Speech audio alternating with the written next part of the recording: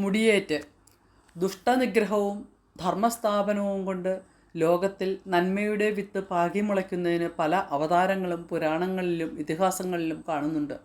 അങ്ങനെ ഒരു കാലത്ത് ദാരികൻ എന്ന അസുരനും സഹോദരനായ ദാനവനും കൂടി ലോകം അടക്കി ഭരിച്ച് ധർമ്മത്തെ നശിപ്പിക്കുന്നതിന് ഒരുമ്പെട്ടപ്പോൾ അവരെ നിഗ്രഹിച്ച് ലോകനന്മയ്ക്കായി പ്രാർത്ഥിച്ചവർക്ക് അഭയം നൽകി ദേവി പരാശക്തി ഭദ്രകാളിയായി അവതരിച്ചു.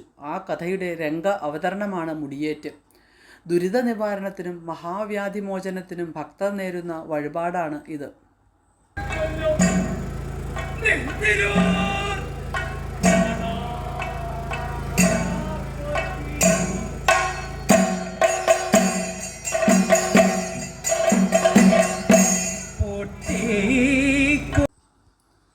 മധ്യ ദക്ഷിണ കേരളത്തിലെ അനുഷ്ഠാനപരമായ നാടോടി നാടകരൂപമാണ് മുടിയേറ്റ്.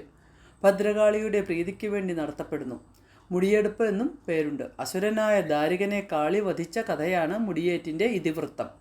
ശിവൻ, നാരദൻ, കാളി, രാക്ഷസരാജാവ്, ദാനവേന്ദ്രൻ, കൂളി, കോയിമ്പിടാർ എന്നിവരാണ് കഥാപാത്രങ്ങൾ. പിൻപാട്ടുകാരുടെ ഗാനങ്ങൾക്കനുസരിച്ച് നടന്മാർ കാളി ദാരിക യുദ്ധകഥ അവതരിപ്പിക്കുന്നു.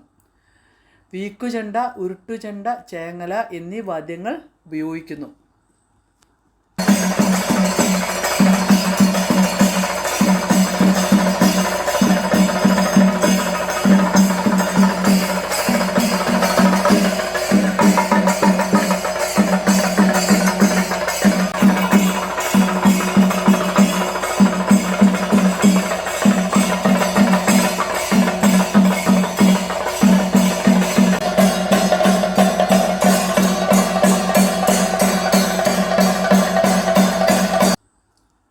അലങ്കരിച്ച പന്തലിൽ പഞ്ചവർണ്ണപ്പൊടി കൊണ്ട് ഭദ്രകാളിക്കളം വരയ്ക്കുന്നു.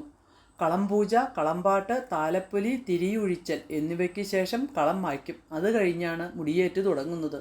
ദാരികനെയും ദാനവേന്ദ്രനെയും കൊണ്ട് മനുഷ്യർക്കുള്ള ബുദ്ധിമുട്ടുകൾ നാരദൻ ശിവനെ അറിയിക്കുന്നതോടെ മുടിയേറ്റ് ആരംഭിക്കുന്നു. തുടർന്ന് ദാരികൻ പ്രവേശിക്കുന്നു. അത് കഴിഞ്ഞ് കാളിയും കൂളിയും വരുന്നു. കാളിയുടെ കലിയിളകൽ, കലി ശമിപ്പിക്കൽ, കോയിമ്പിടാരും വാദ്യക്കാരും തമ്മിലുള്ള സംവാദം, കൂളിയുടെ കോമാളി പ്രകടനങ്ങൾ, കാളിദാരിക യുദ്ധം, ദാരികൻ്റെ ശിരച്ഛേദം എന്നിവയാണ് ഈ നാടോടി നാടകത്തിലെ മുഖ്യ രംഗങ്ങൾ. കാളിദേവിയും ദാരിക എന്ന അസുരനും തമ്മിലുള്ള യുദ്ധത്തിൻ്റെ പുരാണകഥ അവതരിപ്പിക്കുന്ന കേരളത്തിലെ ഒരു പരമ്പരാഗത അനുഷ്ഠാന നാടകവും നാടോടി നൃത്ത നാടകവുമാണ് മുടിയേറ്റ്. ഭഗവതി അഥവാ ഭദ്രകാളി ആരാധനയുടെ ഭാഗമാണ് ഈ ആചാരം.